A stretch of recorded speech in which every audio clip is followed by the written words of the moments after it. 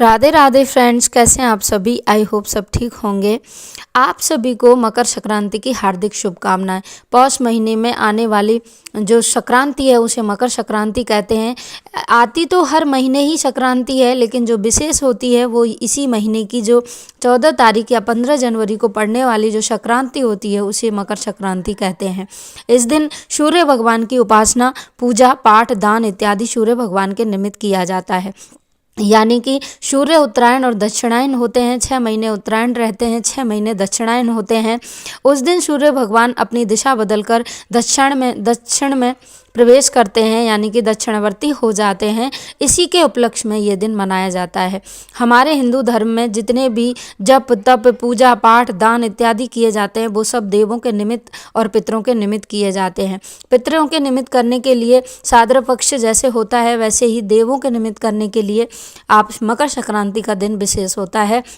उस दिन किया गया जब तब हमारे जीवन में पुण्य प्राप्ति करवाता है और जीवन में जो भी हमने पाप किए हों उनके कष्टों को निवारण करता है। जिस दिन भी किया गया कोई भी तिल का दान उस दिन विशेष माना गया है। यानी कि आप कोई भी चीज़ तिल से बनी हुई अगर दान करते हैं तो हमारे करोड़ों जन्मों के पाप नष्ट हो जाते हैं। उस दिन तीर्थ यात्रा या तीर्थ नदियों में स्नान करने का विशेष महत्व होता है। अगर आपके पास वो उपलब्ध नहीं है तो आप घर में भी बाल्टी में तीर्थ जल डाल के, यानी गंगा जल हो गया, यमुना जल हो गया, या भी कोई भी नदी का जल आपके घर में उपलब्ध है उसे डाल के भी स्नान करना चाहिए। उस दिन सूर्य देव को जल अर्पित अवश्य करना चाहिए। उनकी पूजा अर्चना विशेष रूप से करनी चाहिए। देखिए, औरतों यानी कि हमारे जो भारत में हिंदू रीति रिवाज में कुछ संक्रांत पे नियम उठाए जाते हैं जो अमूमन महिलाएं हर गांव में, हर क्षेत्र में, हर परंपरा में ये नियम होता है कि संक्रांत वाले दिन कुछ नियम उठाए जाते हैं। तो उन्हीं नियमों के बारे में मैं आपको बताऊंगी कि कैसे कैसे वो नियम उठाए जाते हैं। कौन कौन से नियम होते हैं जो कि वैज्ञानिक दृष्टि से भी उपयुक्त होते हैं और हमें दैनिक जीवन में भी बहुत ज़्यादा पुण्य फल की प्राप्ति करवाते हैं। छोटे छोटे उपाय तो मैं आज आपको बताती हूँ कि एक होता है सूर्य भगवान को जल देना। देखिए, सूर्य भगवान को जल देने के लिए वैज्ञानिकों ने भी ये चीज़ मानी है कि जो लोग सूर्य भगवान को जल अर्पित करते हैं उनके मन में, जीवन में तप और यश की वृद्धि होती है। तो हमें ये नियम अवश्य उठा लेना चाहिए कि जिस दिन मकर संक्रांति हो उस दिन से और अगली 1 साल बाद आने वाली मकर संक्रांति तक रोज़ सूर्य देव को हम जल अर्पित करें। जल में आप छोटी सी रोली, चावल और लाल पुष्प डाल के ओम सूर्य देवाय नमः, ओम गृहिणी सूर्य देवाय नमः नाम मंत्र बोलते हुए आप भगवान को जल अर्पित करिए। पूरे 1 साल तक ये बिना टूटे हुए ये नियम अगर आप रखते हैं तो इससे आपके जीवन में यश और ऊर्जावान आप बने रहते हैं, क्योंकि सूर्य भगवान ऊर्जा के प्रतीक हैं। तो ये नियम आप ले लीजिए। 1 साल करने के बाद जब अगली मकर संक्रांति आती है तो उस दिन आपको किसी भी ब्राह्मण या ब्राह्मणी को या फिर किसी योग्य पुरुष को खाना खिला के आपको 5 बर्तन और एक जो लोटा होता है जिस तांबे पीतल से हम जल अर्पित करते हैं उसका आप दान कर सकते हैं। उन्हें किसी भी तरह के सफ़ेद वस्त्र या सफ़ेद चीज़ें उन्हें दान कर सकते हैं। इसका उद्यापन इस प्रकार होता है, बहुत ही सरल होता है, बहुत ज़्यादा इसमें कोई सामग्री नहीं लगती है। ये नियम भी आप ले सकते हैं। अगला आता है चिड़िया चुगे का, यानी कि हम चिड़िया चुगा सकते हैं। सप्तनाज आप ले लीजिए, एक ही दिन इकट्ठा करके रख लीजिए या फिर बारी बारी से आप रोज़ एक कटोरी सुबह उठते ही एक कटोरी, या फिर आप जितनी भी आपकी श्रद्धा अनुसार आप ऊपर छत पे भी डाल सकते हैं। आप किसी मंदिर, धर्मशाला या फिर किसी सड़क पे या फिर किसी पार्क में रोज़ आप चिड़ियों को चुगा डालिए। इससे क्या होता है कि भूखे को, उन जो पक्षी हैं, जीव हैं जो भोजन जुटा पाने में असमर्थ हैं, उन्हें भी भोजन मिल जाएगा और आपको इससे ज़्यादा पुण्य की प्राप्ति हो ही नहीं सकती कि आप किसी निर्जीव मनुष्य को भोजन प्रदान कर रहे हैं। इसको अगर हम 1 साल लगातार करते हैं तो ये संक्रांत से संक्रांत तक चलने वाला नियम है। इसके एंड में आपको सप्तनाज यानी 1.25 किलो सारे नाज लेके, यानी कि अनाज लेके आपको मंदिर में दान करने हैं या फिर किसी ब्राह्मण को दान करने हैं। हो जाता है उद्यापन बहुत ही सरल विधि से। अगली बारी आती है कि आप गाय को रोटी देने का। देखो, गाय को रोटी देने से बताया गया है कि संपूर्ण देवी देवताओं का भोजन प्राप्त हो जाता है। एक ही गाय के निमित्त एक रोटी देने से संपूर्ण देवी देवताओं को भोग हम लगा देते हैं।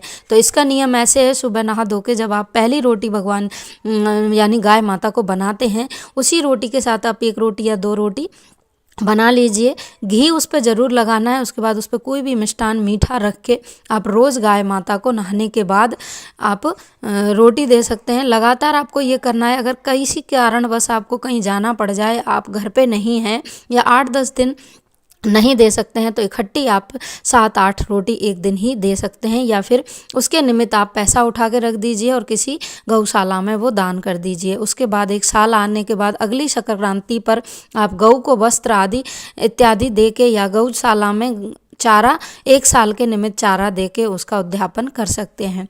दूसरा तरीका आता है, आप धरती माता की कहानी सुन सकते हैं। 100 शेरी का ले सकते हैं। जैसे 100 किलो चीज़ें बांटी जाती हैं, तो उसका कारण होता है कि 100 किलो यानी कि मनुष्य की जो उम्र है वो 100 वर्ष बताई गई है। वैसे अमूमन होता नहीं है। अगर किसी कारणवश कोई इंसान 100 वर्षों तक जीवित रहे तो उसके एक वर्ष यानी जीवन का एक वर्ष की एक चीज़ दान की जाती है। ऐसी चीज़ें उसमें दान की जाती हैं जो हमारे दैनिक जीवन में उपयोग आती हैं। कहा गया है कि इस लोक में हम जब परलोक को जाते हैं तो वो चीज़ें हमें वहाँ पे खाने के निमित्त मिलती हैं। लेकिन अगर इसका अलग साइंस का तरीका देखा जाए तो हमारे जीवन में जितनी चीज़ें हम जितने वर्ष हम जीते हैं उसके निमित्त उतनी चीज़ें दान करने का महत्व होता है। तो ये हो गया। इसके बाद आप जब 1 साल होती है, पूरा हो जाता है आपका ये नियम, तो आप किसी भी आप यानी कि ननद, सास, घर में जो भी बड़ा है, ब्राह्मण ब्राह्मणी, अगर नहीं तो मंदिर में आप वस्त्र आभूषण सारी चीज़ें दैनिक जीवन की दे के उद्यापन भी इसका कर सकते हैं। उसके बाद बारी आती है कि आप 14 चीज़ें जो अमूमन महिलाएं बांटती हैं, 14 चीज़ें, यानी कि इसमें 14 चीज़ों का विशेष महत्व होता है। 14 चीज़ जैसे कि मकर संक्रांति जो होती है वो 14 तारीख को होती है, चतुर्थी को होती है। 14 चीज़ों का विशेष महत्व होता है, इसीलिए उस दिन 14 चीज़ें बांटी जाती हैं। 14 चीज़ें कौन सी होती हैं? वो सारी 14 ही चीज़ हमारे यानी कि उसकी होती हैं कि भाई ऐसी चीज़ें हों जो हमारे जीवन में रेगुलर काम आ रही हों, क्योंकि ऐसी चीज़ों को बांटने से हमारे जीवन में जो भी हमें ऊपर जाके जो चीज़ हमें अवेलेबल हो जाती हैं। यानी कि बोलते हैं कि किसी राजा ने सोना दान किया, जब वो मृत्यु को प्राप्त हुआ तो ऊपर गया तो उसे सोना ही खाने को मिला। तो सोना ना खाया जाता है, ना पहना जाता है, ना ओढ़ा जाता है। इसलिए ऐसी चीज़ें जैसे कपड़े हो गए, खाने की जब आप शुरुआत कर रहे हो तो श्रृंगार की सामग्री से करना चाहिए, क्योंकि अमूमन सुहागन स्त्रियां श्रृंगार का सामान भेंट करती हैं। उसके बाद आप जो चीज़ें 14 की संख्या में ला रही हैं उन्हें अपने परिवार में बड़ी औरतों को ही दान किया जाता है, जैसे कि सास, ननद, यानी कि अपनी उम्र से या अपने रिश्ते से बड़ी होनी चाहिए। अगर ऐसा कोई महिला ना मिले तो घर के आसपास जो भी आपसे उम्र में बड़ी औरतें हैं उनको आप वो दे सकते हैं। नहीं तो दान हमेशा ऐसे इंसान को देना चाहिए जिसको इस चीज़ की ज़रूरत है। आप ज़रूरतमंद इंसान को भी चीज़ें दान कर सकते हैं, उससे आपके जीवन में पुण्य की प्राप्ति होती है। उस दिन तिल का विशेष ध्यान रखना है कि तिल का आपको ज़रूर दान करना है, यानी कि तिल की क्वांटिटी आप अपने योग्य अनुसार। मूंगफली, गर्जक, इन सभी चीज़ों का दान उस दिन गरीब लोगों में या ज़रूरतमंद लोगों में अवश्य करना चाहिए। अग्नि में भी आप तिल थोड़े से डालते हैं तो बोलते हैं कि तिल चटक के और दिन भटके, यानी कि दिन की बढ़ने की शुरुआत उस दिन हो जाती है। और तिल का हवन वगैरह उस दिन अगर आप कर सकते हैं तो बहुत अच्छी बात है, क्योंकि तिल से हवन करने पर अयोग्यता की यानी कि आरोग्यता हमें प्रदान होती है, यानी कि हमारे जो रोग हैं उनसे हमें मुक्ति मिलती है। यही है संपूर्ण चीज़ें हैं करने की, बहुत सारी चीज़ें हैं। इनको मैं एक वीडियो में नहीं बता सकती कि क्या क्या आप कर सकते हैं, कौन कौन से नियम आप ले सकते हैं। अगर वीडियो में कोई चीज़ पसंद ना आई हो, यानी कि कोई चीज़ समझ में नहीं आ रही हो, तो आप कमेंट करके पूछ सकते हैं।